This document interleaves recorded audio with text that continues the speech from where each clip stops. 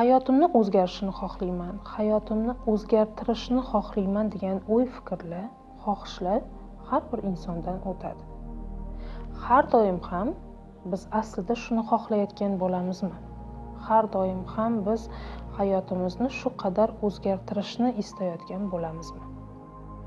Buni sizga bir misolda tushuntirib beraman.